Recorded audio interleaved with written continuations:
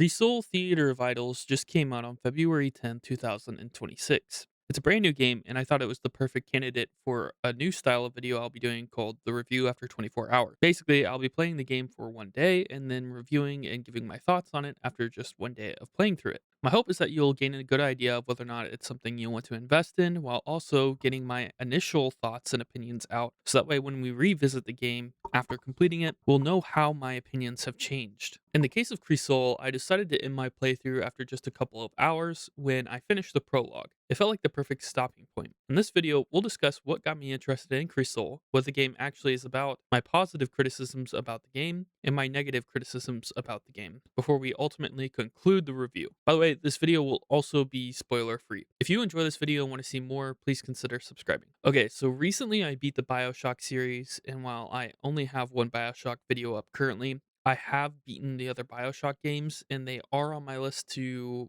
be making videos of. I have all the footage already. I just need to write scripts for them and get them out. Crisol is a game that I first saw about 4 days ago and had a pretty much a similar premise to what I saw in the BioShock games. Because I loved those games so much, I figured that it would be a necessity for me also to try Crisol. Little did I know I'd be able to play it soon after, as it just released on February 10th, which was yesterday for me. I believe that Crisol was actually inspired by BioShock and Resident Evil, which is actually a really cool premise to me. Plus, it's set on a Spanish island, which is also an alluring draw to me, as I'm a sucker for unique atmospheres, especially ones that are like island survivals. So the idea, just the mix between the fact that this is like an island, cool setting, cool atmosphere, it's similar to BioShock. These things were huge draws for me to be able to try the game. So the question then became, is Crisol Spanish BioShock? And the answer is no. Crisol is an indie game developed by Vermila Studios. Sorry if I pronounced that wrong. I don't really know. And it's published by Blumhouse Games. In Crisol, you play as a servant of the sun god sent to a Spanish island in order to restore the sun god's presence there. You are assisted by the sun god and given the ability to use his blood as ammos for your weapon. All the information should be spoiler free. I think 90% of that was known from the trailers and otherwise information from interviews or whatnot. The only similarity I found between BioShock and Crisol, though, are they're both FPS horror games. And the gun art kinda looks the same. Oh, and also there is a point where you have to start something, I guess, and it's similar to the hacking method from BioShock 2, which I kind of thought was also interesting. The biggest similarity though that I saw were actually these little syringes, which you get, which were clearly inspired by BioShock. They're even called like plasmarindas or something like that. And it sounds awfully familiar to the plasmids from BioShock. However, in the game, they kind of operate as first aid kits, not really like special powers. Crisol is very unique, though. It draws its enemies from Spanish folklore, from what I understand, and it leads to an interesting cast of creepy characters. And your character actually does get a huge amount, like a decent amount of human engagement. I don't want to go too deep into that, but I think that that also contrasts from Bioshock. I think I definitely see the Resident Evil inspiration here as well when you're considering the combat style. I would think more Resident Evil, I think. Now, I should probably take a step back here and say I've never actually played a Resident Evil game. I've watched a lot of Resident Evil content, and I don't know. I feel as though Resident Evil is probably a more fair comparison combat wise than BioShock. But at the end of the day, it's probably best to understand that this is a completely unique, fresh, good idea. And that shouldn't come as a shock, as a lot of indie studios now are kind of paving the way of the new generation of gaming with these new creative ideas. There's definitely a creative renaissance among the indie crowd within gaming, and I think that Crisol is continuing forward with that trend in a lot of ways. Okay, now let's get into the part that you guys will probably find the most substance from, which is the review portion. To start off with like the goods, there's a whole host of goods. Game is beautiful. There are some stunning settings and are really pretty moments. Even in the prologue, the game just is beautiful all the way around. I think that that is pretty clear. There's not a whole lot of difference in environments in the beginning of the game. So I haven't seen a ton of difference in environments, but the environments that I have seen are pretty beautiful, pretty cool. The houses, the decorations, the Spanish influence is definitely there, and it creates a really cool setting. It's a really cool setting, really cool atmosphere, but graphics especially are very pretty. The sound effects are amazing, and this is going to be like a no duh, but it feels as though everything is designed to sound like it's supposed to. Okay, that's obvious, right? But on top of that, not only is it designed to sound like it's supposed to, but it's also almost designed to sound like your enemies do, and it kinda keeps you on your toes. I don't really know how they do that, and I don't know if I can explain that right, but, like, if you hear water dropping, it sounds like water dropping, but it also kinda sounds like the movement of your enemies. So you're like, "Wait a minute, is there a bad guy around here, or is that just water? I don't really know."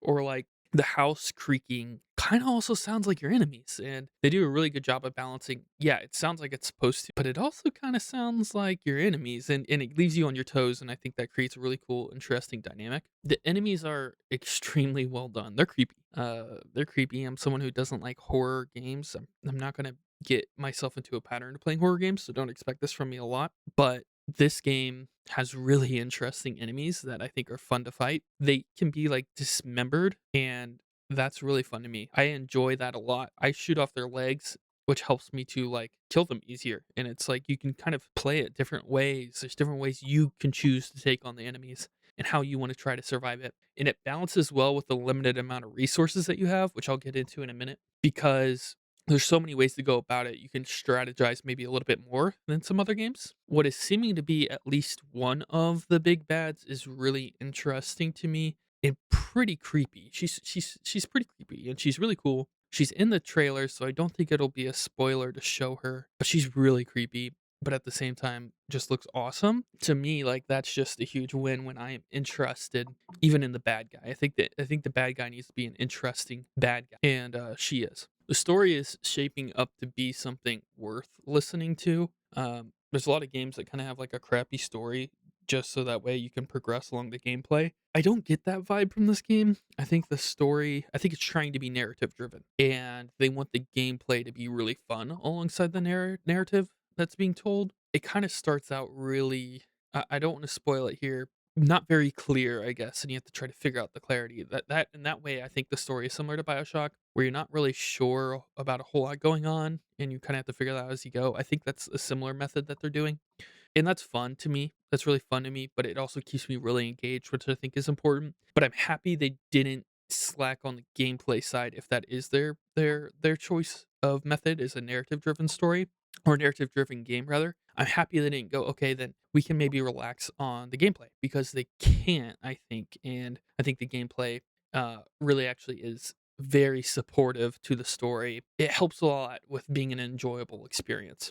In that way, I think they recognize that like BioShock, the gameplay of BioShock, I think is fun, but it's not like something that could stand on its own. If it had a bad story, if BioShock had like a okay story, I don't think the gameplay would boost it enough to be a game worth talking about. And I think that they recognize that, to write a story as good as BioShock's would be incredibly hard. So you should probably also have really good gameplay and I respect them a lot for that. The guns and the gunplay is very good. I like it. I kind of talked about this earlier, but you have to manage your resources. Like you're using blood as your resource, and you only have so much of it, and it also acts as your life bar. So you need to like kind of manage your resources well. And so each fight you have to kind of plan, and you need to kind of plan quickly and figure out what you're going to do.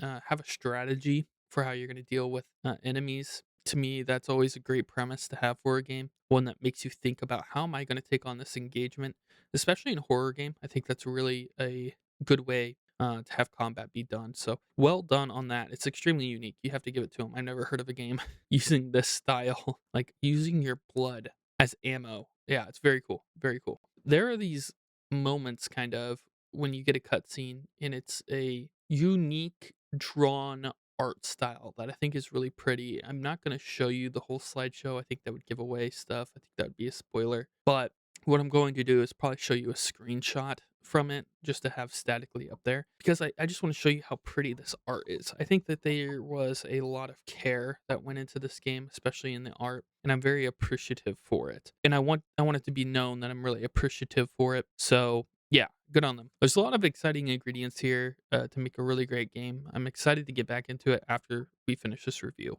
But before we can leave, we also need to talk about the bads of the game. Not necessarily the bads, I guess, the negative criticism of the game. The first thing I noticed was actually before even jumping into the game and playing it, which is in the graphic settings, you're forced to use an upscaler, which is never really fun in my opinion. I don't think that's good. I know most people probably won't care, but it does matter to me. There's also no way to customize your graphics. You have to use an upscaler like preset, and even changing the preset to custom. It didn't allow me to customize the settings. It was super odd to me to be able to force a upscaler and then not allow you to customize your upscaler settings. It just seemed weird. However, there were like these laggy moments, maybe more like stutters, for a second, once every like I don't know 20 minutes in the game. And this could just be the fact that I'm loading into certain areas, like newer areas, but it did seem like to be at the randomest spots. Areas I think would be graphically intensive, I have no problem with, but I might look in the direction of like some stacks of barrels in a corner and I might stutter just for like a second. And this leads me to believe that it's more of an optimization thing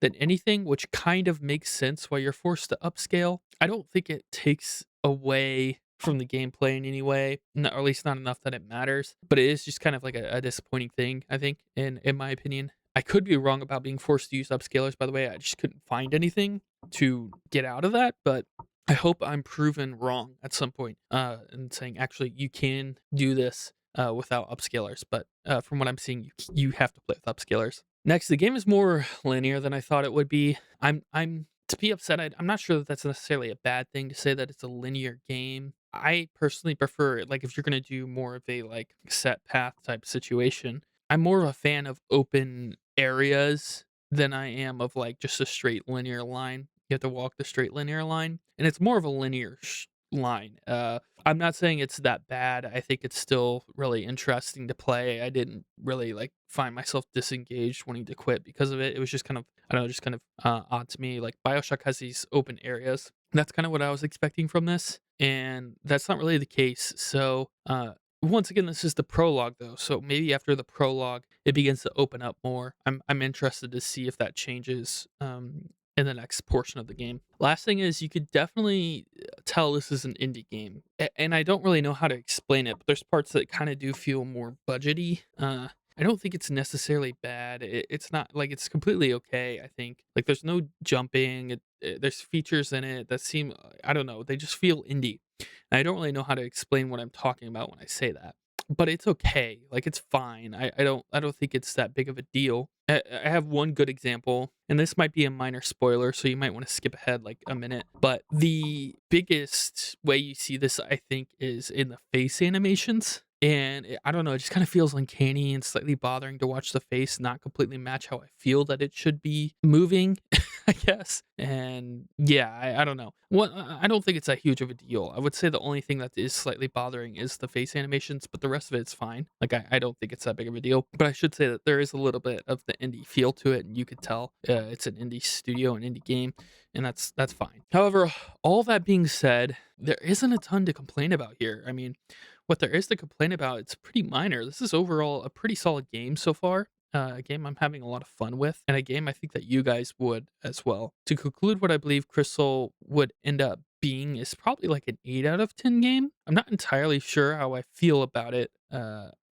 I will feel about it by the end, but I feel like that rating feels right to give based off the information I have from the prologue alone. An 8 out of 10 game, by the way, is a good game. Like, I would say that's a good game. I think that's worth playing. I want to also say this, though. This is worth mentioning. Is this game is severely underpriced based off of what I've played. It's $17.99. $17.99 right now. On top of that, there's a 10% intro offer right now, making it $16.19. That is ridiculously cheap, like ridiculously. I have happily paid 3 times the price of this game for games that probably won't be as good. I'm just gonna be honest with you. Now, I'm not saying they should make this a $60 game, but even like $30 or $40 seems fair to me, based off of what I've seen, and right now the price is basically a steal. So that should also change the context of like, that should make the goods even better, the bads less worse, I guess. I don't know. Is that it's severely underpriced. This game is going to be, I think, a really good game for a really cheap price. Yeah, I'm excited to get back in and play it. Something else I want to mention is that I will 100% be 100%ing this game. It only has like 28 achievements, and they don't seem ridiculous to do. So the next video you see on this game from me will likely be a 100% in like a review after that 100%, and I'm really excited for that. Really excited to have that video up, but that'll be a while. I have tons of content I need to get out there. I already have recordings and writing scripts for like BioShock 2 and BioShock Infinite reviews and those sorts of things. So you guys can be looking out for those, but we will eventually have the Crisol 100% review out. If you guys like, it'll be out, I promise. If you guys enjoyed this video, please consider liking. It means a lot to me. Also, if you want to see more videos like this, please consider subscribing. Leave your thoughts down below in the comments, but please be considerate. Avoid spoiling the game for others. I appreciate you guys very much. Thank you. Have a wonderful day.